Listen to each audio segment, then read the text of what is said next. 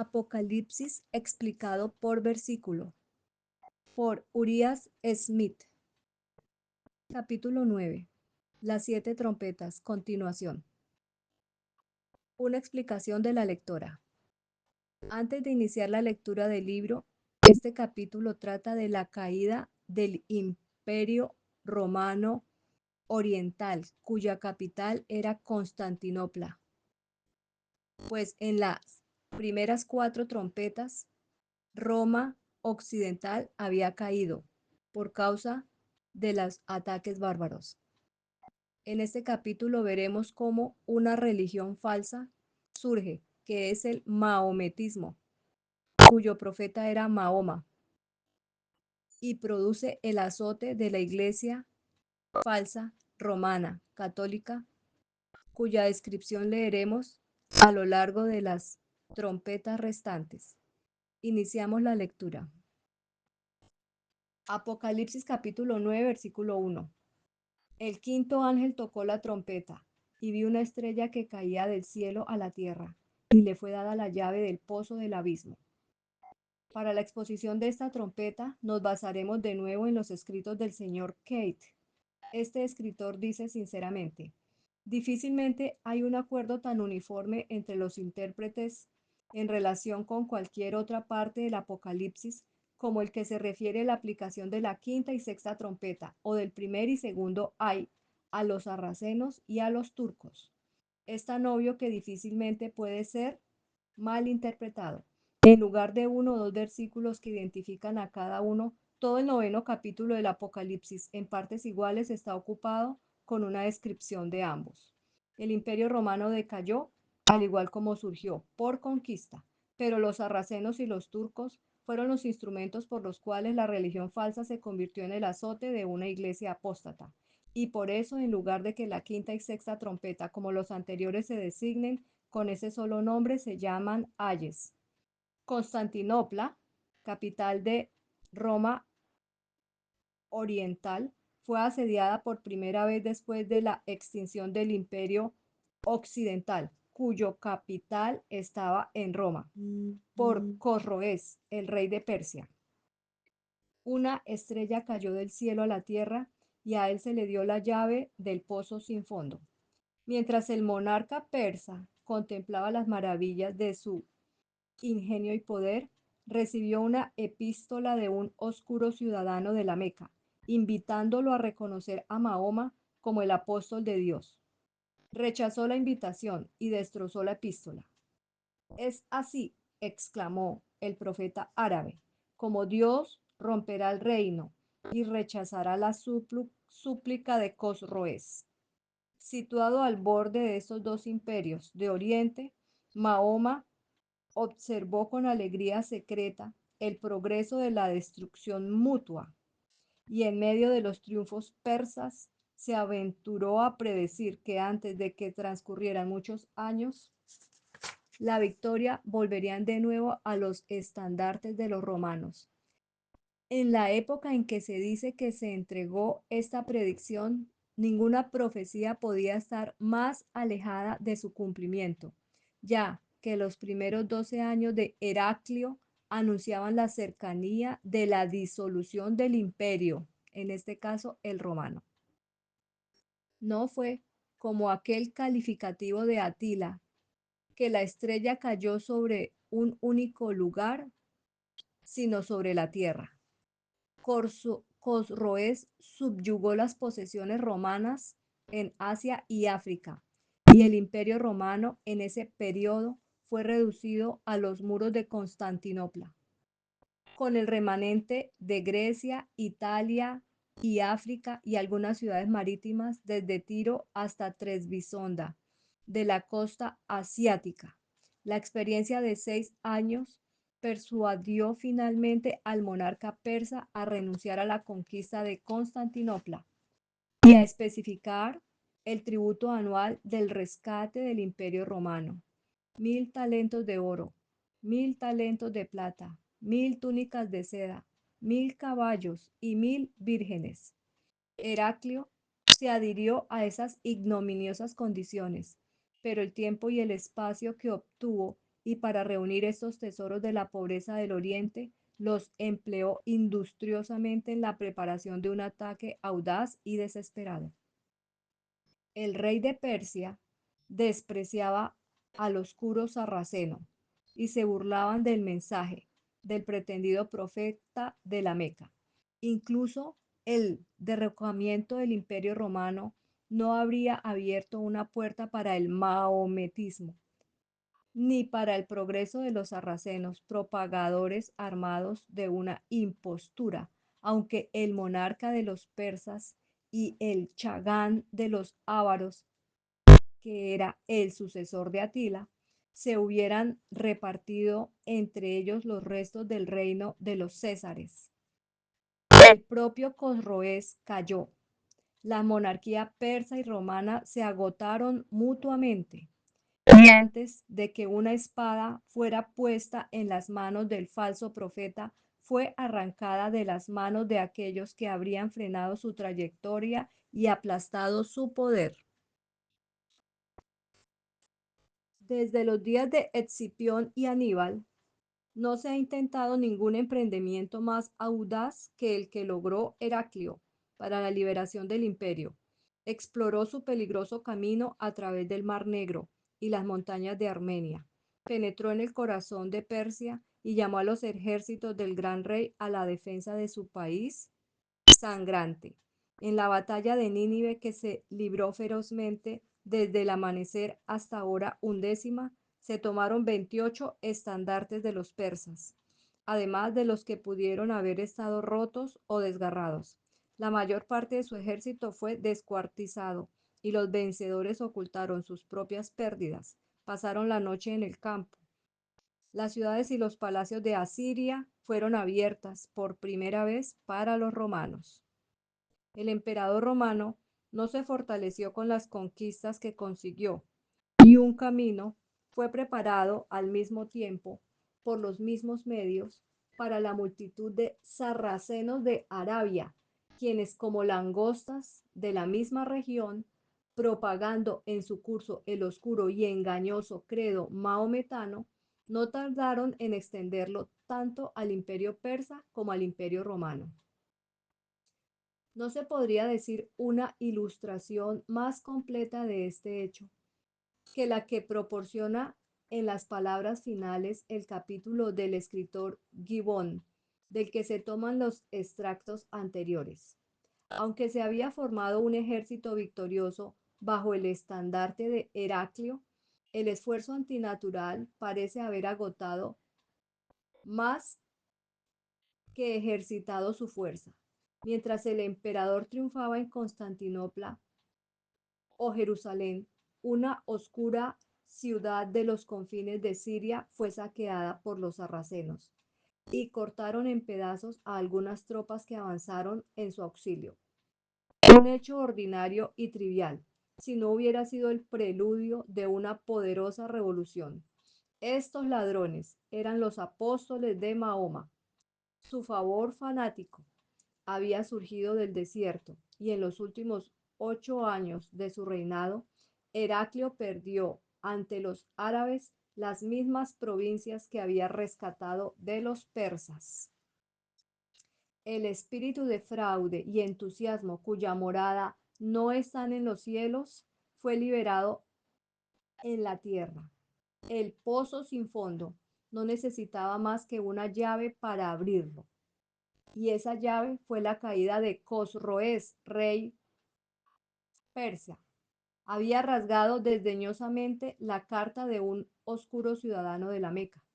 Pero cuando desde su resplandor de gloria se hundió en la torre de oscuridad que ningún ojo podía penetrar, el nombre de Cosroes pasó repentinamente al olvido ante el de Mahoma, y la luna creciente, símbolo del maometismo, no parecía sino esperar su ascenso hasta la caída de la estrella.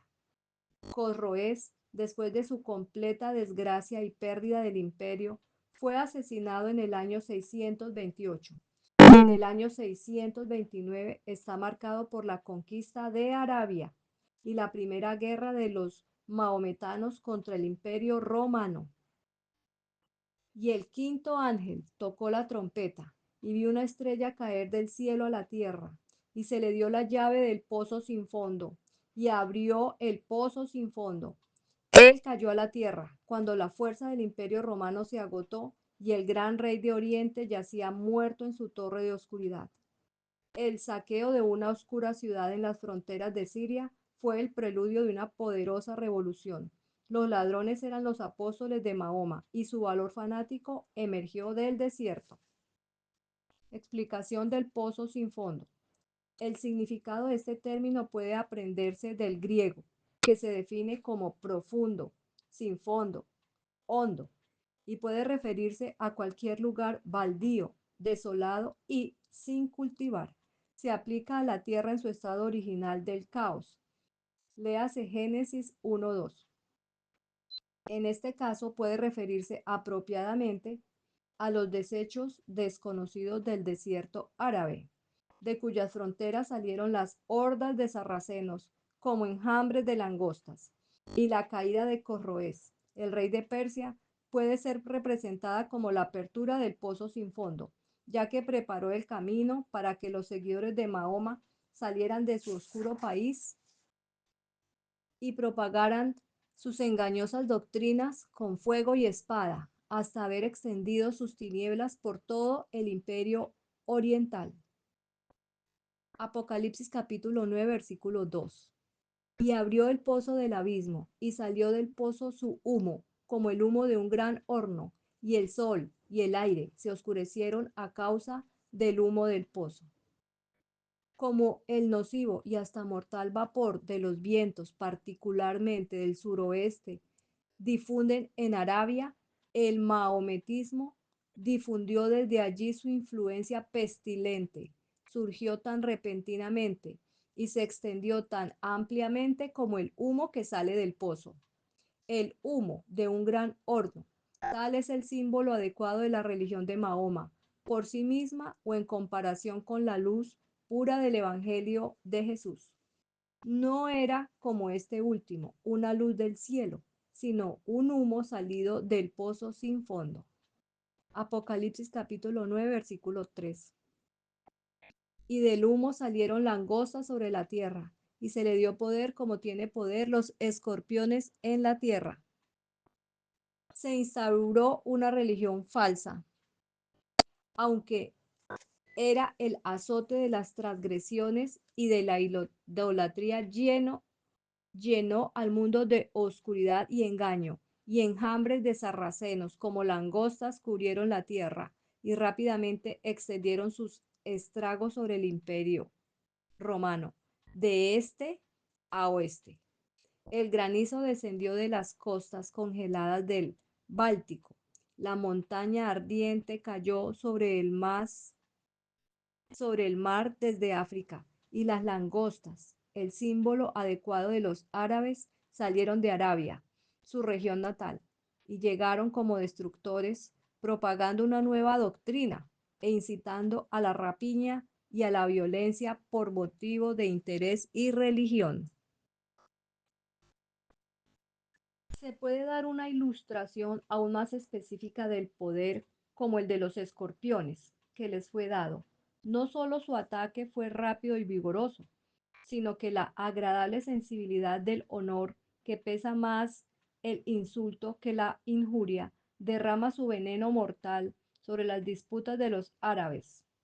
Una acción indecente, una palabra despectiva, solo pueden ser expiadas por la sangre del ofensor, y tal es su paciente fijación, que ellos esperan meses y años enteros para la oportunidad de vengarse.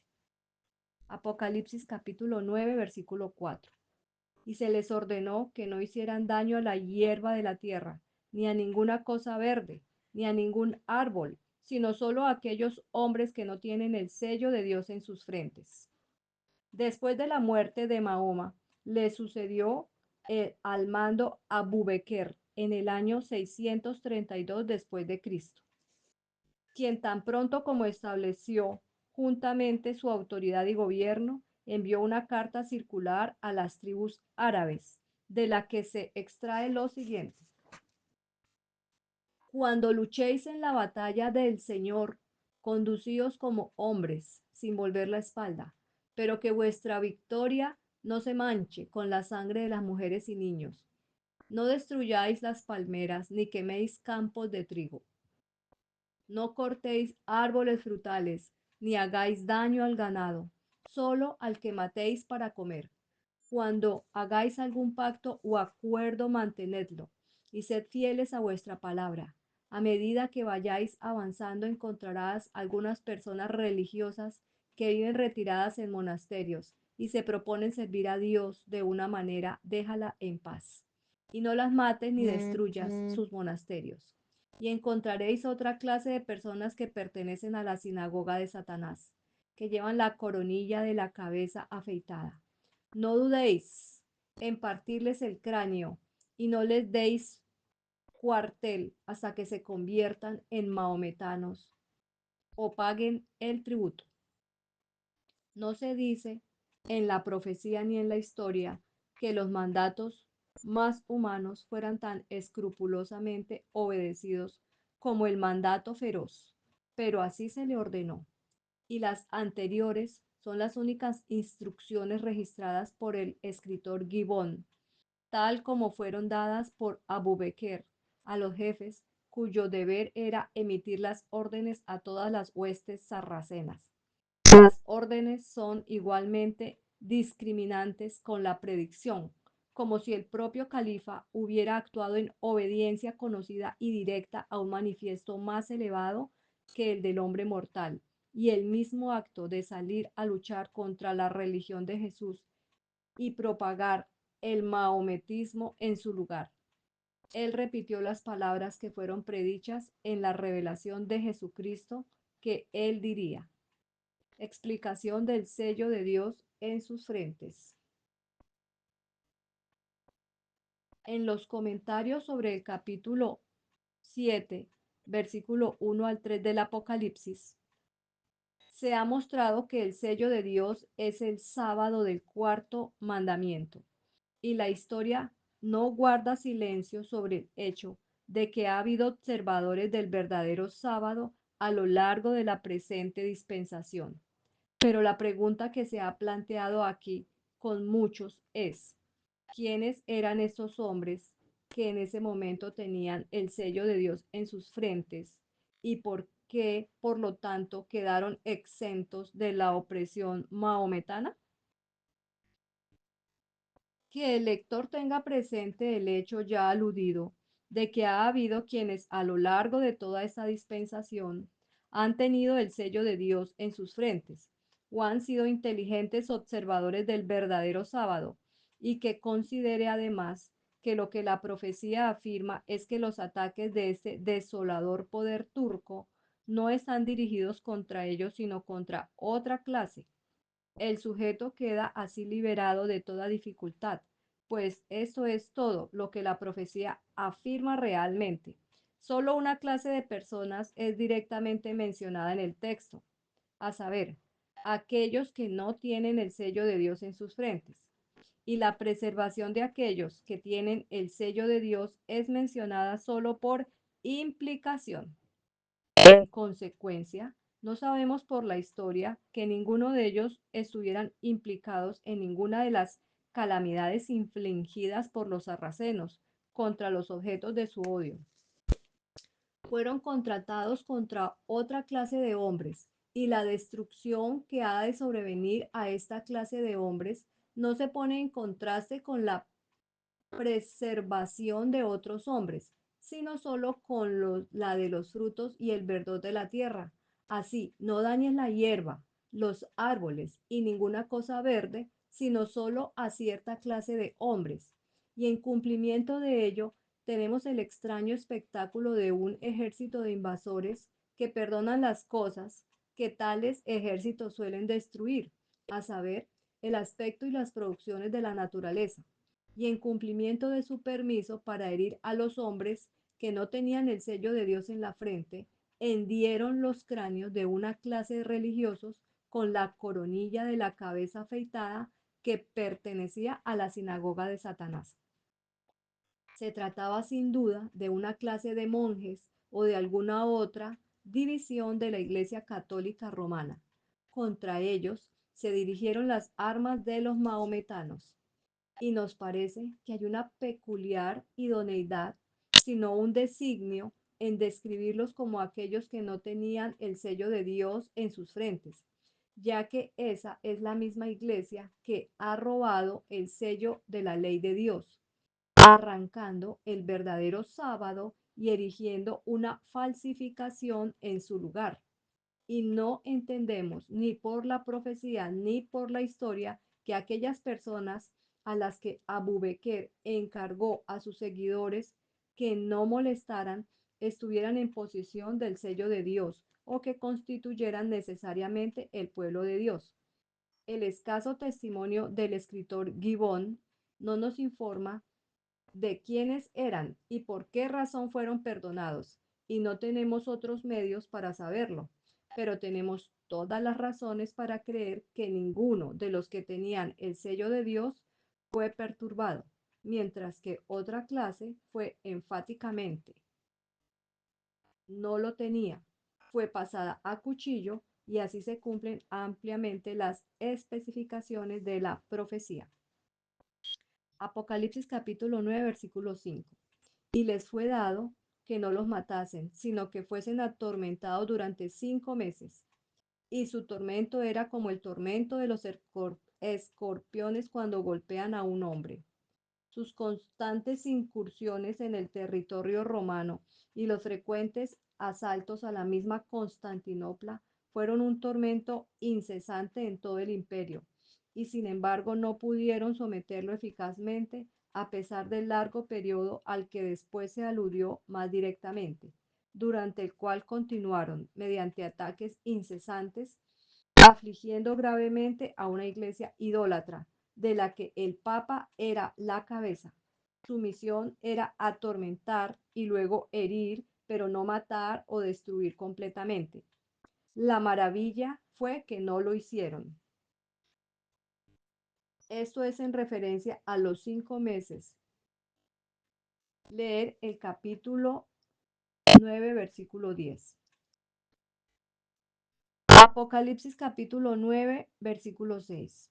En aquellos días los hombres buscarán la muerte y no la encontrarán, y desearán morir, y la muerte huirá de ellos.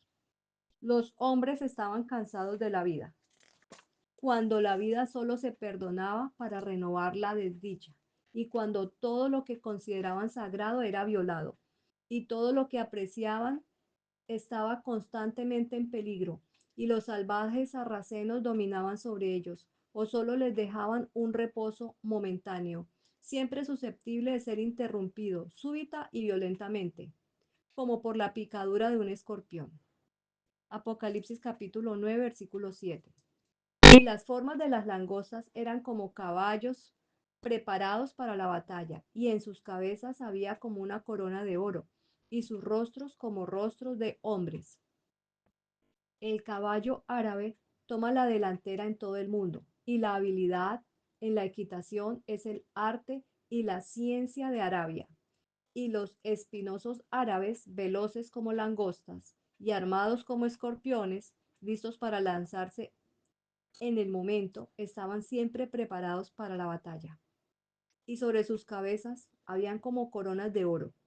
Cuando Mahoma entró en Medina, año 622 después de Cristo, y fue recibido por primera vez como su príncipe, un turbante fue desplegado ante él para suplir la deficiencia de un estandarte.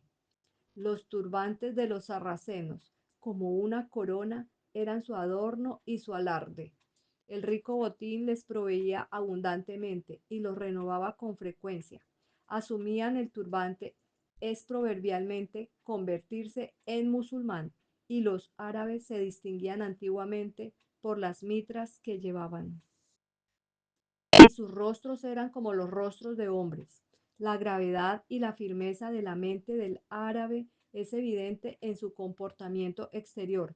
Su único gesto es acariciar su barba, el venerable símbolo de la hombría. El honor de sus barbas es más fácil que herir. Apocalipsis capítulo 9, versículo 8. Y tenían el cabello como el cabello de las mujeres, y sus dientes eran como los dientes de los leones. El cabello largo es considerado un adorno por las mujeres. Los árabes, a diferencia de otros hombres, tenían el pelo como el de las mujeres, o sin cortar, como su práctica es registrada por Plinio y otros. Pero no había nada de afeminado en su carácter, ya que para denotar su ferocidad y fuerza para devorar sus dientes eran como los de leones. Apocalipsis capítulo 9, versículo 9. Y tenían corazas, como si fueran corazas de hierro, y el sonido de sus alas era como el sonido de carros de muchos caballos corriendo a la batalla. La coraza. La coraza o peto se utilizaba entre los árabes en sus días de Mahoma. En la batalla de Ohud, la segunda que libró Mahoma con los coraichitas de la Meca, año 624 después de Cristo, 700 de ellos estaban armados con coraza. El sonido de sus alas. La carga de los árabes no era como la de los griegos y romanos, el esfuerzo de una infantería firme y compacta. Su fuerza militar estaba formada principalmente por caballería y arqueros. Con el toque de la mano, los caballos árabes se alejaron con la rapidez del viento. El sonido de sus alas era como el sonido de carros de muchos caballos corriendo a la batalla. Sus conquistas eran maravillosas, tanto en rapidez como en extensión, y su ataque era instantáneo. Tampoco tuvieron menos éxito contra los romanos que contra los persas. Apocalipsis capítulo 9, versos 10 y al 11. Tenían colas semejantes a las de los escorpiones y tenían aguijones en sus colas, y su poder fue para herir a los hombres durante 5 meses. Y tenían un rey, y sobre ellos, que es el ángel del abismo, cuyo nombre en lengua hebrea es Abadón, pero en lengua griega se llama Apolión. Hasta ahora, el escritor Kate nos ha proporcionado ilustraciones del sonido de las 5 primeras trompetas, pero ahora debemos despedirnos de él y proceder a la aplicación de las nuevas características de la profecía aquí introducida, a saber, los periodos proféticos. Su poder para herir a los hombres 5 meses. Primero, surge la pregunta, ¿qué hombres debían haber herir 5 meses? Sin duda, los mismos que después debían matar. Versículo 15. La tercera parte de los hombres, o la tercera parte del Imperio Romano, la división griega del Este. Segundo, ¿cuántos iban a comenzar su trabajo de tormento? ¿Cuándo iba a suceder? El versículo 11 responde la pregunta. A. Tenían un rey sobre ellos. Desde la muerte de Mahoma hasta cerca del final del siglo XIII, los maometanos se dividieron en varias fracciones bajo varios líderes, sin un gobierno civil terrenal que se extendieran sobre todos ellos. Cerca del final del siglo XIII, Osman fundó un gobierno que desde entonces se conoce como el gobierno o imperio otomano, que se extiende sobre todas las principales tribus maometanas, consolidadas en una gran monarquía. B. El carácter del rey. ¿Qué es el ángel del pozo sin fondo? Un ángel significa un mensajero o ministros, buenos o malos, y no siempre un ser espiritual. El ángel del abismo o el ministro principal de la religión que vino de allí cuando se abrió. Esa religión es el maometismo y el sultán es su ministro principal. El sultán o gran señor, como se le llama indistintamente, es también el califa supremo o sumo sacerdote, uniendo en su persona la más alta dignidad espiritual, con la suprema autoridad secular. C. Su nombre, en hebreo, Abadón, el destructor en griego, Apolión, el que extermina o destruye. Al tener dos nombres diferentes en dos idiomas, es evidente que se pretende representar el carácter más que el nombre de la potencia. Si es así, como se expresa en ambos idiomas, es un destructor. Tal ha sido siempre el carácter del gobierno otomano. Pero, ¿cuándo realizó Osman su primer asalto al imperio griego? Según el escritor Gibbon, en el libro Declive y Caída, Osman entró por primera vez en el territorio de Nicomedia el 27 de julio del año de 1299. Los cálculos de algunos escritores han partido de la suposición de que el periodo debería comenzar con la fundación del Imperio Otomano, pero eso es evidentemente un error, ya que no solo iban a tener un rey sobre ellos, sino que iban a atormentar a los hombres durante 5 meses. Pero el periodo del tormento no podían comenzar antes del primer ataque de los atormentadores, que fue, como ya se ha dicho, el 27 de julio del año 1299. El cálculo que sigue basado en este punto de partida fue hecho y publicado en una obra titulada La Segunda Venida de Cristo por J. Leach en 1838. Y su poder fue para dañar a los hombres durante 5 meses. Hasta aquí se extendía su comisión para atormentar mediante constantes depredaciones, pero no prolíficamente para matarlos. 5 meses, 30 días por mes, nos dan 150 días. Y estos días, siendo simbólicos, día por año, significan 150 años, comenzando el 27 de julio de 1299. Los 150 años llegan hasta el año 1499. Durante todo este periodo, los turcos tuvieron una guerra casi perpetua con el imperio griego, pero sin conquistarlo. Se apoderaron de varias provincias griegas y las mantuvieron, pero la independencia griega se mantuvo en Constantinopla. Pero en 1449, al final de los 150 años, se produjo un cambio cuya historia se encuentra bajo la siguiente trompeta. Nota de la lectora. Los 5 meses de los que habla Apocalipsis capítulo 9 verso 10, que se refiere, y tenían colas semejantes a la de los escorpiones, y tenían aguijones en sus colas, y su poder fue para herir a los hombres durante 5 meses.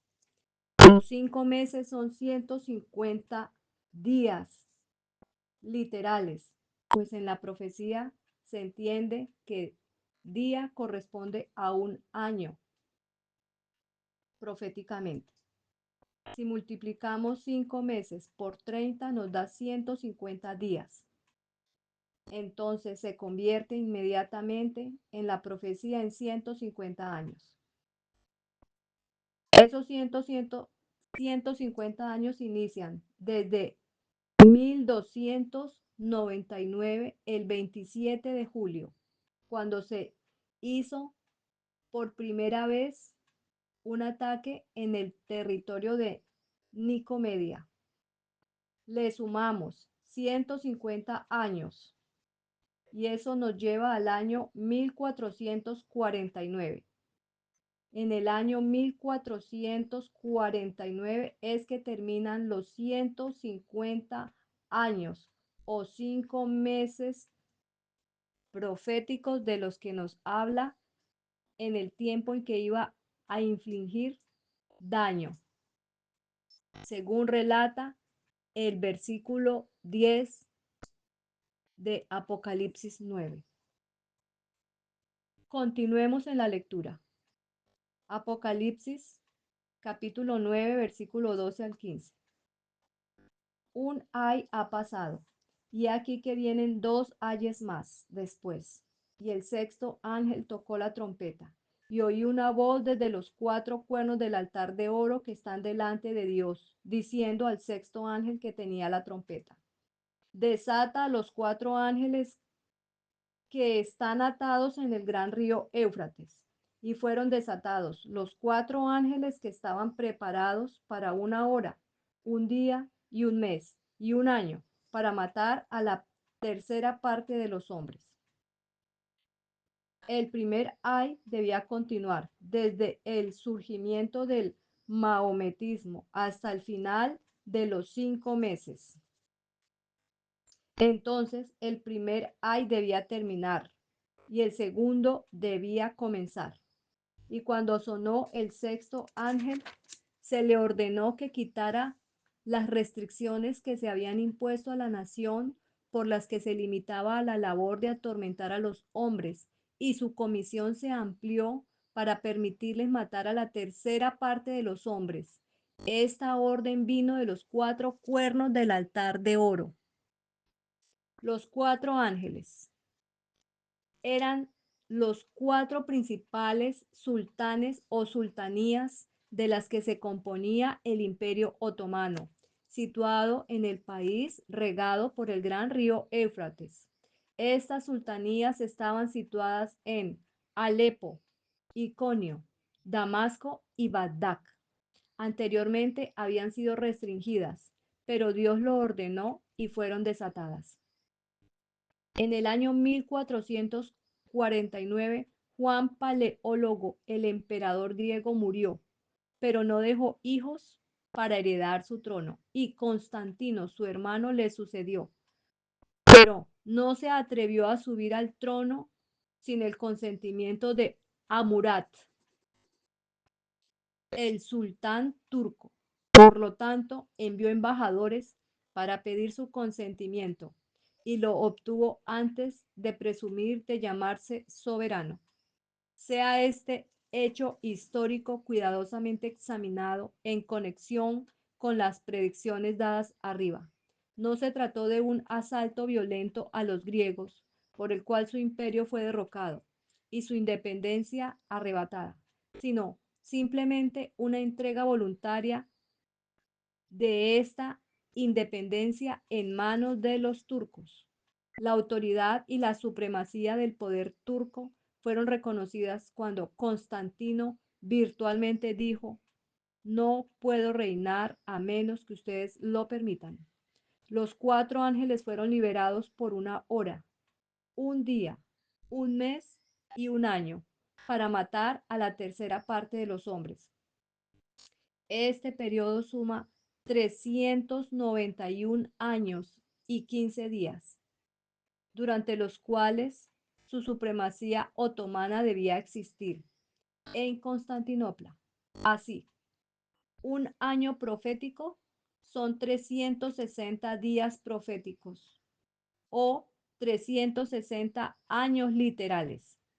Un mes profético, 30 días proféticos. Son 30 años literales. Un día profético es un año literal. Y una hora o la 24ª parte de un día profético sería la 24ª parte de un año literal o 15 días. El conjunto suma 391 años y 15 días. Pero aunque los cuatro ángeles fueron así desatados por la sumisión voluntaria de los griegos, aún le esperaba otra maldición a la sede del imperio. A Murat, el sultán al que se sometió Constantino XIII y con cuyo permiso reinó en Constantinopla, murió poco después y le sucedió en el imperio en el año 1451 Mohamed II, que se propuso asegurar Constantinopla como sede de su imperio. En consecuencia, hizo los preparativos para sitiar y tomar la ciudad. El asedio comenzó el 6 de abril del 1453 y terminó con la toma de la ciudad. La muerte del último de los Constantinos, el 16 de mayo siguiente, y la ciudad oriental de los Césares se convirtió en la sede del Imperio Otomano. Las armas y el modo de guerra que se utilizaron en el asedio con el que Constantinopla iba a ser derrocada y sometida fueron, como veremos, claramente señalados por Juan el Revelador. Apocalipsis capítulo 9, verso 16. Y el número del ejército de la caballería era de 200.000, y oí el número de ellos. Innumerables hordas de caballos, y los que se sentaban en ellos. El escritor Gibbon describe así la primera invasión de los territorios romanos por parte de los turcos. Las miriadas de caballos turcos se extendieron por una frontera de 600 millas, desde el Tauro hasta Esrerroún, y la sangre de 130.000 cristianos fue un sacrificio agradecido al profeta de Arabia. El lector debe juzgar si el lenguaje está diseñado para transmitir la idea de un número definido o no. Algunos suponen que se trata de 200.000, dos veces dicho, y siguiendo a algunos historiadores encuentran ese número de guerreros turcos en el asedio de Constantinopla. Algunos piensan que 200 millones significa todos los guerreros turcos durante los 391 años y 15 días de su triunfo sobre los griegos. No se puede afirmar nada al respecto y no es nada esencial. Apocalipsis capítulo 9, verso 17.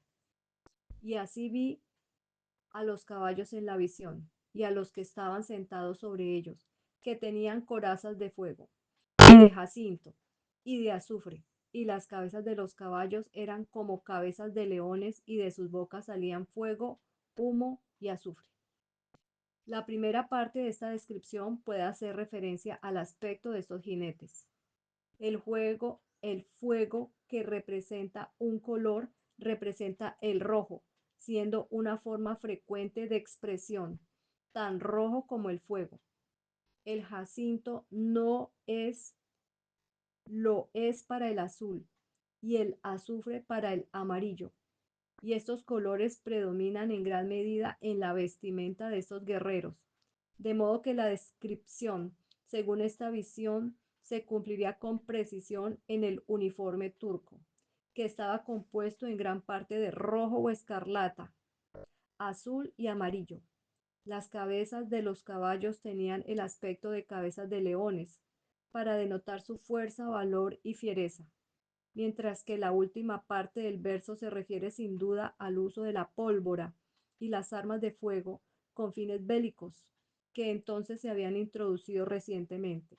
Mientras los turcos descargaban sus armas de fuego a caballo, al espectador distante le parecía que el fuego, el humo y el azufre salían de la boca de los caballos, como se describe en la lámina adjunta al libro, la cual leo a continuación. Los comentaristas están de acuerdo en aplicar la profecía sobre el fuego, el humo y el azufre al uso de la pólvora por parte de los turcos en su guerra contra el Imperio de Oriente. Véase Clark, Barnes, Eliot, Cottage, Biblia, escritos de la época, pero generalmente aluden simplemente a la artillería pesada, los grandes cañones empleados por esa potencia, mientras que la profecía menciona especialmente los caballos y el fuego que salía de sus bocas, como si se utilizaran armas más pequeñas y se usaran a caballo. Barnes, el escritor, cree que este fue el caso, y una declaración del escritor Gibbon confirma esta opinión. Dice: las incesantes andanadas de lanzas y flechas iban acompañadas de humo, el sonido y el fuego de sus mosqueteros y cañones. Así que hay una buena prueba histórica de que los turcos usaban mosquetes. Y en segundo lugar, es indiscutible que en su guerra general luchaban principalmente a caballo. Por lo tanto, la inferencia está bien apoyada de que usaban armas de fuego a caballo, cumpliendo con exactitud la profecía según la ilustración antes mencionada. Continúo con la lectura del libro.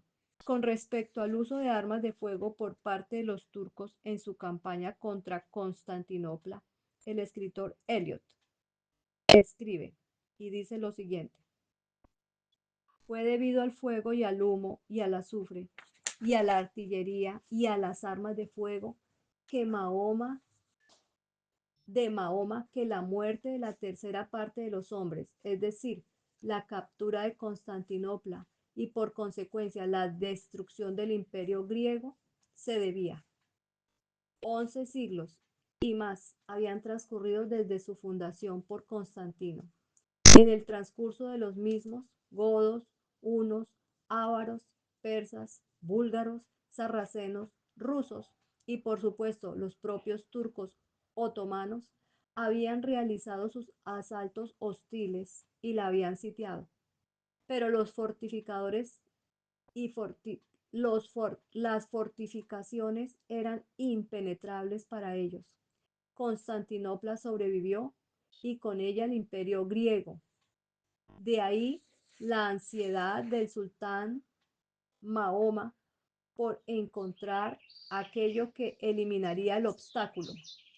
¿Puede fundir un cañón de tamaño suficiente para derrubar la muralla de Constantinopla?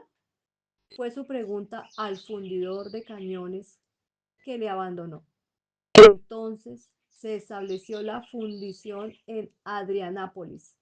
Se fundió el cañón, se preparó la artillería y comenzó el asedio. Vale la pena observar cómo Gibbon, que siempre fue el comentarista inconsciente de las profecías apocalípticas, pone este nuevo instrumento de guerra en el primer plano de su cuadro en su elocuente y sorprendente narración de la catástrofe final del imperio griego.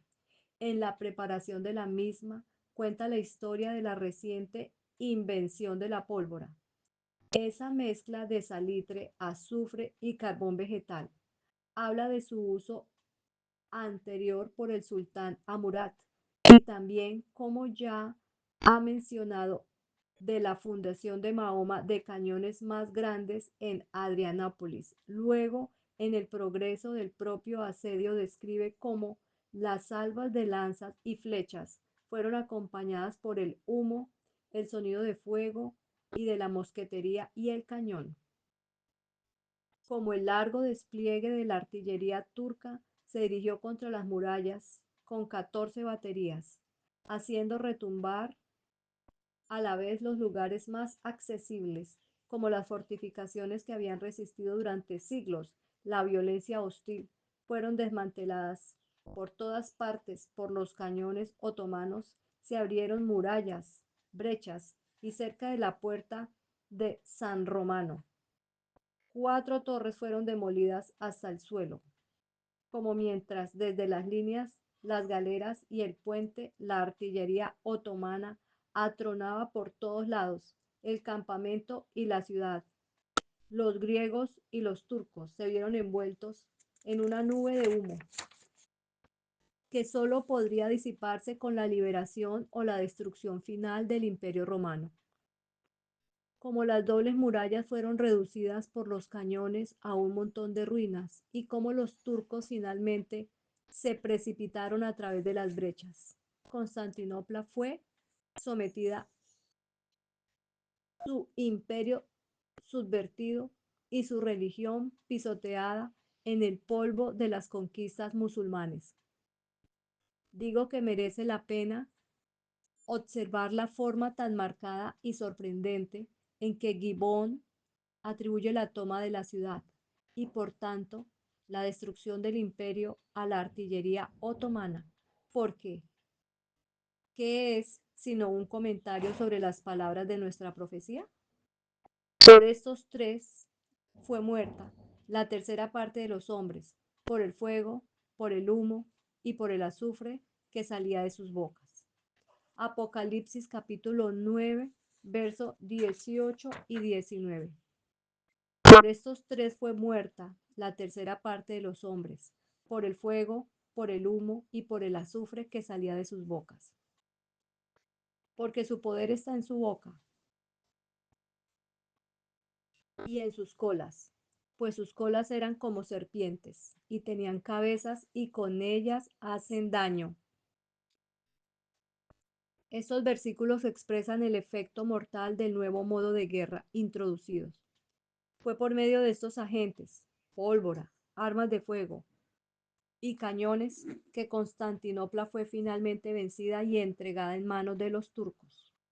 Además del fuego, el humo y el azufre que aparentemente salían de sus bocas, se dice que su poder también estaba en sus colas.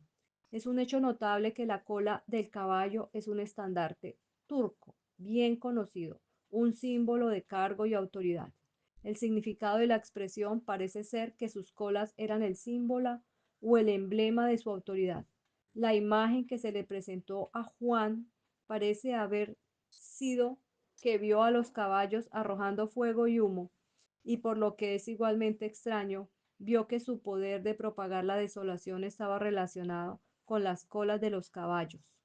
Cualquiera que observara a un cuerpo de caballería en tales estandartes o enseñas, quedaría impresionado por esta apariencia inusual y notable, y hablaría de sus estandartes como si concentraran y dirigieran su poder. Esta supremacía de los maometanos sobre los griegos iba a durar, como ya se ha dicho, 391 años y 15 días, comenzando cuando los 150 años terminaron, el 27 de julio de 1449. El periodo terminaría el 11 de agosto de 1840, a juzgar por la forma en que comenzó. La supremacía otomana, que fue por un reconocimiento voluntario por parte del emperador griego de que solo reinaba con permiso del sultán turco. Deberíamos concluir naturalmente que la caída o la salida de la independencia otomana se produciría de la misma manera que al final del periodo especificado, es decir, el 11 de agosto de 1840. El sultán entregaría voluntariamente su independencia en manos de las potencias cristianas, al igual que 391 años y 15 días antes la había recibido de manos del emperador cristiano Constantino XIII. Esta conclusión fue alcanzada y esta aplicación de la profecía fue hecha por el anciano J. Leach en 1838, 2 años antes de que el evento predicho ocurriera. Era entonces una cuestión puramente de cálculo sobre los periodos proféticos de las escrituras. Ahora, sin embargo, el tiempo ha pasado y es apropiado indagar cuál ha sido el resultado de tales eventos que ocurrieron de acuerdo con el cálculo previo. El asunto se resume con la siguiente pregunta: ¿cuándo se produjo la independencia de los maometanos en Constantinopla? Durante varios años antes de 1840, el sultán había estado envuelto en una guerra con Mehemet Ali, el pachá de Egipto. En el año 1838, los problemas entre el sultán y su vasallo egipcio estuvieron por aquel entonces refrenados por la influencia de los embajadores extranjeros. En 1839, sin embargo, las hostilidades se iniciaron de nuevo y continuaron hasta que en una batalla general entre los ejércitos del sultán y de Mehemet, el ejército del sultán fue completamente destrozado y destruido, y su flota fue tomada por Mehemet y llevada a Egipto. La flota del sultán había quedado tan reducida que cuando la guerra comenzó de nuevo en agosto, solo contaba con 2 barcos de primera clase y 3 fragatas, como los tristes restos de una vez poderosa flota turca. Esta flota, Mehemet se negó rotundamente a cederla y devolverla al sultán, y declaró que si las potencias intentaban arrebatárselas, las quemaría. En esta posición se encontraban los asuntos cuando en el año 1840 Inglaterra, Rusia, Austria y Prusia se interpusieron y decidieron resolver la dificultad, pues era evidente que si se dejaba en paz, Mehmed pronto se haría dueño del trono del sultán. El sultán aceptó esta intervención de las grandes potencias. De este modo hizo una entrega voluntaria de la cuestión en sus manos. Se celebró una conferencia de estas potencias en Londres, estando presente el jeque Efendi Bey Ligins como plenipotenciario otomano. Se redactó un ultimátum para ser presentado al pachá de Egipto, por el cual el sultán debía ofrecerle el gobierno hereditario de Egipto y toda la parte de Siria, que se extendía desde el Golfo del Suez hasta el lago de Tiberias, junto con la provincia de Acre, de por vida. Él, por su parte, debía evacuar todas las demás partes de los dominios del sultán, que entonces ocupaba, y devolverle la flota otomana. En caso de que rechazara esta oferta del sultán, las cuatro potencias debían tomar el asunto en sus manos y en utilizar los medios que consideraban oportunos para llevarlos a un acuerdo. Es evidente que tan pronto como este ultimátum fuera puesto por el sultán en manos de Mehmed Ali, el asunto quedaría para siempre fuera del control del primero, y la disposición de sus asuntos estaría desde ese momento en manos de las potencias extranjeras. El sultán envió a Rifat Bey en un barco de vapor del gobierno a Alejandría para comunicar el ultimátum a Pachá. El 11 de agosto de 1840, el Pachá lo recibió y se hizo cargo de él. El mismo día, el sultán dirigió una nota a los embajadores de las cuatro potencias preguntando qué plan se iba a adoptar en todo caso de que el Pachá se negara a cumplir los términos del ultimátum, a lo que respondieron que habían hecho provisiones y que no había necesidad de alarmarse por cualquier contingencia que pudiera surgir. Ese día terminó el periodo de 391 años y 15 días, asignado a la continuidad del poder otomano. ¿Y dónde quedó la independencia del sultán? Desaparecida.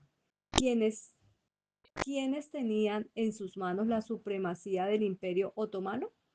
Las cuatro grandes potencias. Y ese imperio ha existido desde entonces, solo por el consentimiento de estas potencias cristianas. Así se cumplió la profecía al pie de la letra.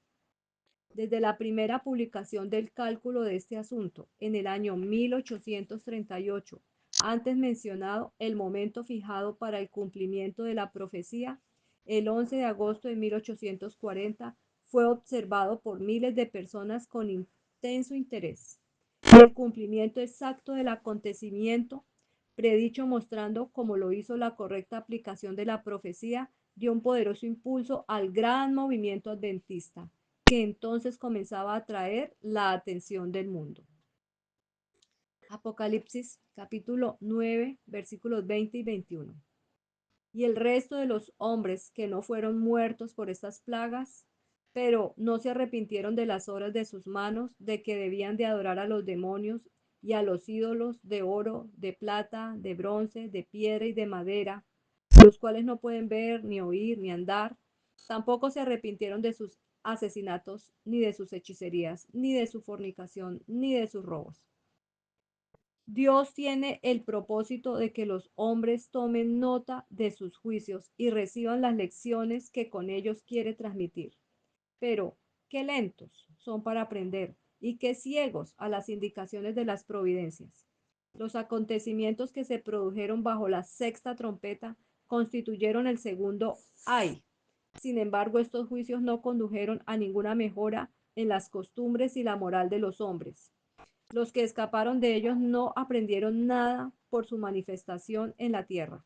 la adoración de los diablos, demonios, hombres muertos divinizados, y de los ídolos de oro, plata, bronce, piedra, madera, pueden encontrar una realización en la adoración de los santos y la adoración de las imágenes de la Iglesia Católica Romana. Mientras que no ha faltado el asesinato, la brujería, pretendidos milagros a través de la presencia de los santos difuntos, las fornicaciones y los robos en los países donde ha prevalecido la religión romana. Las hordas de sarracenos y turcos que soltaron como azote y castigo sobre la cristiandad apóstata. Los hombres sufrieron el castigo, pero no aprendieron de él ninguna lección. Apocalipsis, capítulo 9, libro de Urias Smith. Bendiciones.